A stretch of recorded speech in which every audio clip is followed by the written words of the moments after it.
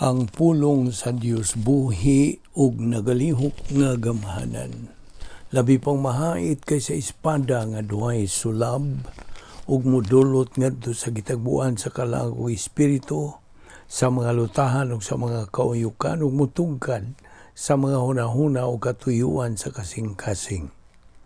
Ang tibuok nga kasulatan gipaginhawa sa Dios ug may kapuslanan alang sa pagpanudlo, alang sa pagpamadlong ug alang sa pagpanulid, ingon man alang sa pagmatuto sa pagkamatarong, aron ang tao sa Dios mamahingpit masiningkapan alang sa tanang maayong buluhaton. Maayong adlaw sa tanan natong mga subscribers sa Balbido Evangelistic Ministry. Welcome no sa atong adlaw-adlaw nga pagtuon sa pulong sa Dios. Okay, sa wailangan, of course, we welcome everyone, especially our subscribers, fellow believers.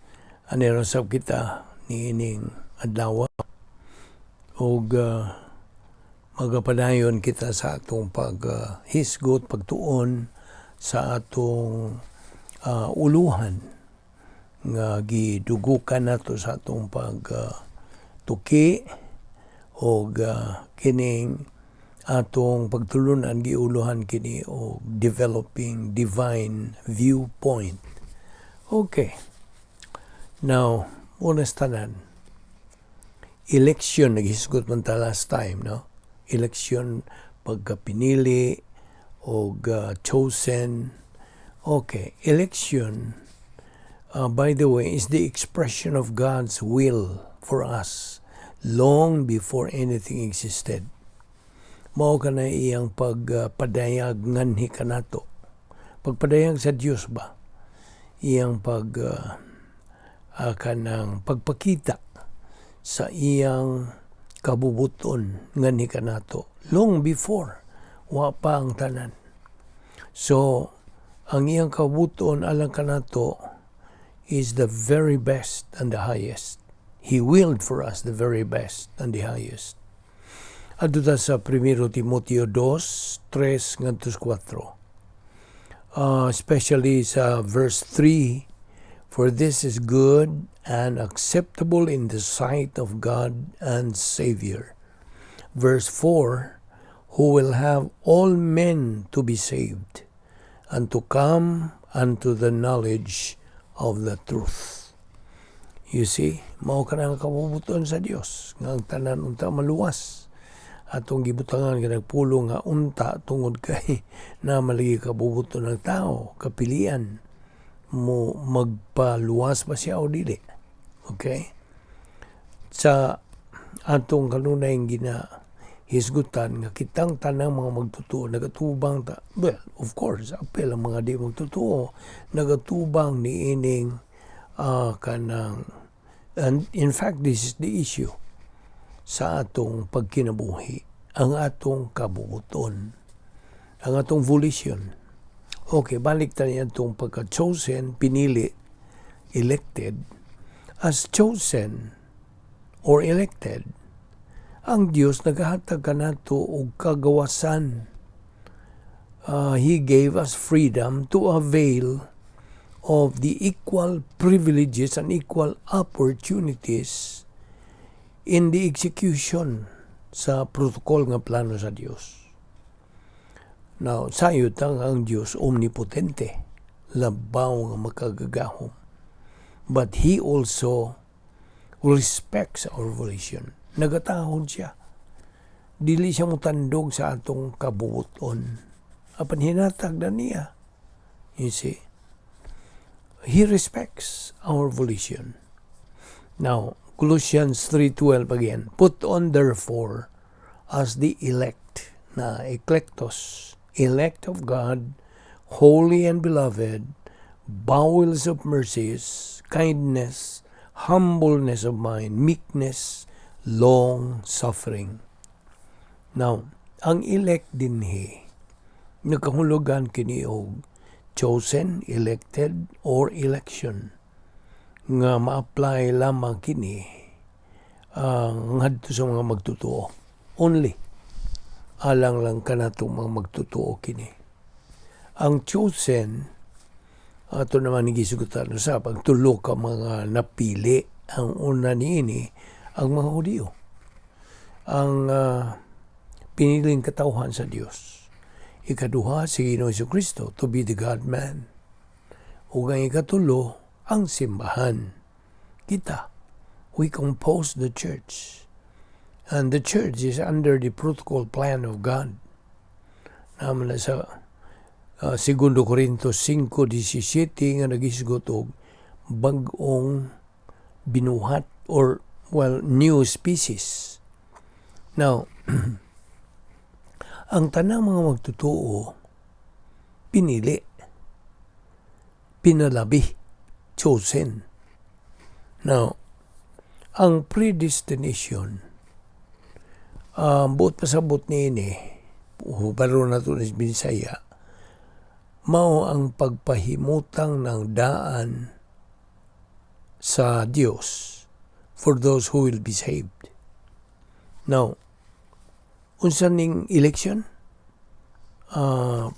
Pinili, expression kini sa pagka hingpit nga kabubuton sa Dios, the sovereignty of God. Long before, sawa pagyud buhata sa Dios ang tao o ang universo before anything else existed. So, kana pagsangkap kini sa Dios, pagpakita kini, pagpadayag sa Dios sa iyang paghingpit nga kabubuton, sovereignty. So, ato na mag-iingon kanimo, di ba dugay nga, God willed the best and the highest ngadto sa magpaluwas to those who will get saved. Now, ubos sa prinsipyo sa eleksyon, ang Dios mihatag og kinabuhi ngadto nga mataw pag-usab dinhi sa kalibutan. So, I repeat, under the principle of election, God gave life to those who will be born in this world. Tanan nga mataw, physical. Okay? Who willed that a person be born? Kinsa man. Kinsa may nagbuot nga ang tao mahimugso. Ang atong mga ginikanan. Di ba? But who willed that a person who is born be alive or dead?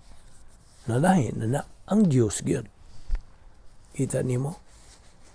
Now, okay. Ito ta sa 1 Timothy 2:3. For this is good and acceptable in the sight of God and Savior. Versikulo 4. Who will have all men to be saved and to come unto the knowledge of the truth. Busa, ubos sa prinsipyo sa eleksyon, ang Diyos buot or will the best and the highest to those who will get saved. Kadtong maluwas. Now, ang elected, mao ang mga sakop sa harian ng panimalay sa Diyos. Are members of the royal family of God. Ikaw nga magtutuo nga apil niya ito pagtuon sa Diyos karon. Ayaw kalinti nga ikaw sakop na sa harian ng panimalay sa Diyos. Umikan sa imong pagkaluwas.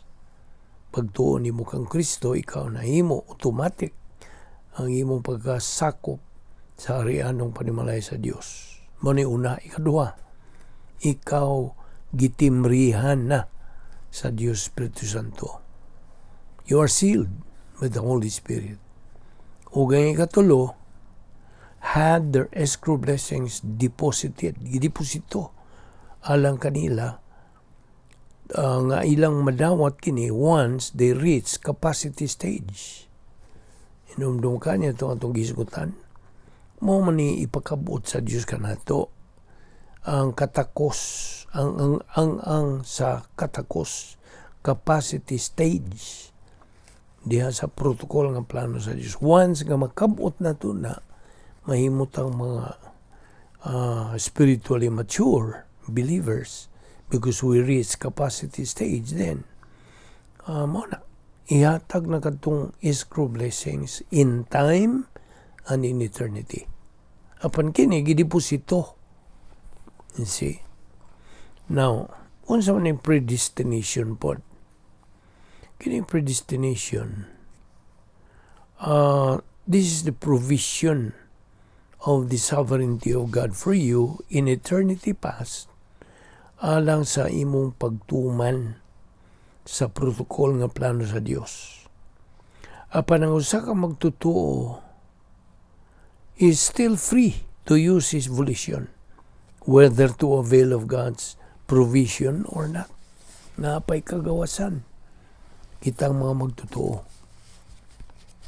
Episo 1:4 ug 5. Versikulo 4. According as he has chosen us in him before the foundation of the world, that we should be holy and without blame before him in love.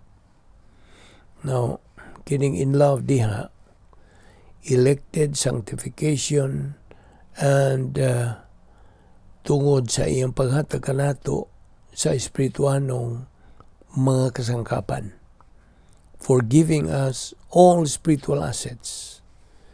Okay? No na in love diha. Verse 5, having predestinated us unto the adoption of children by Jesus Christ to himself, according to the good pleasure of his will. Okay? Romans 12:2 na pod, balik ta.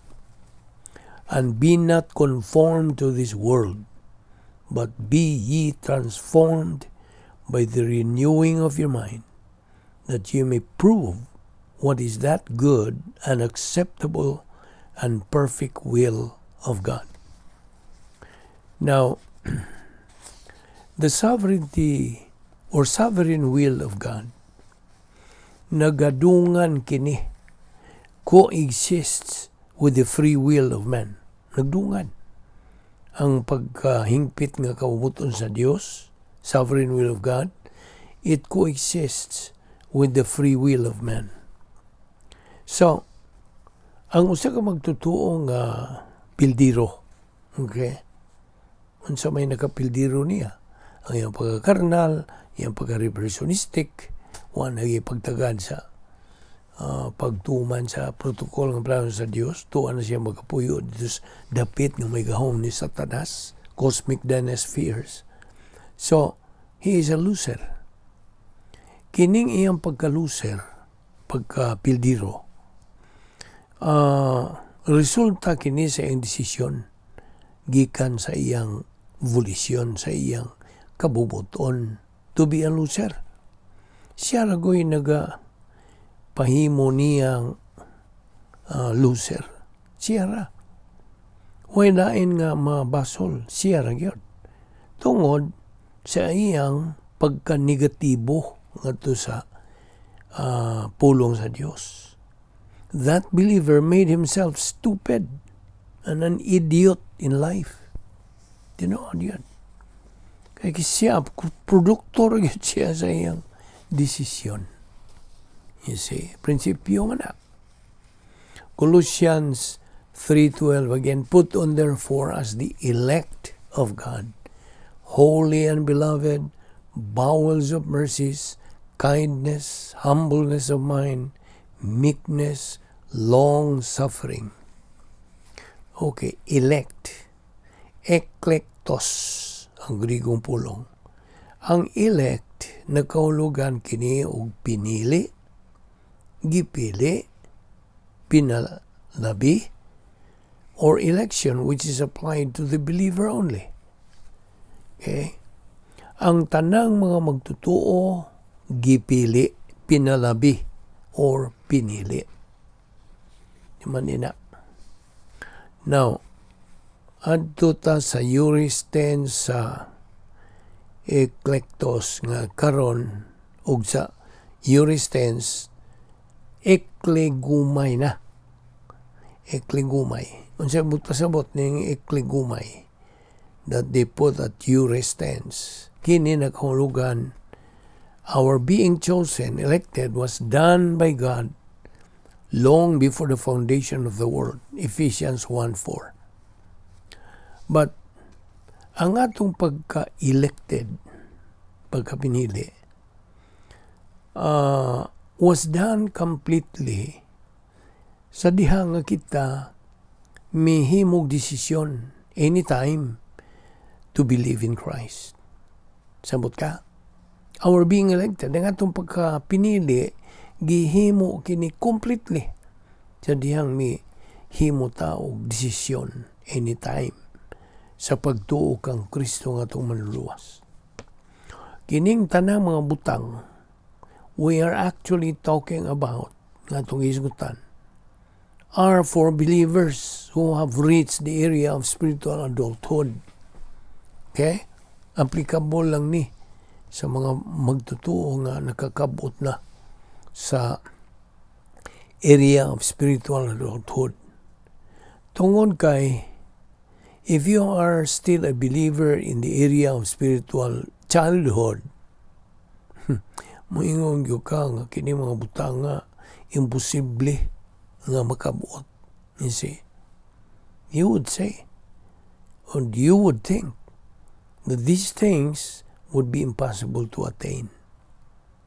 Apan, ato ni ipadayon ugma, dinhi taon na muhunong karong adlaw yaw sipyat sa pagsunod ni ini ugma. Magampot na amahan na mong langit nun, salamat nining grasya, uban ni kami sa among pagbubuhag ng adlaw. Salamat ni among Bible study pinagi sa YouTube, o danda kami ugma, din ni dapita aron kami makapadayon. Din ang among tuluman nun, nga bahin sa spiritual momentum sa among Kristohanong pagkinabuhi. Kining tanan among gipasalamatan sa ngalan ni Ginoong Hesukristo. Amen.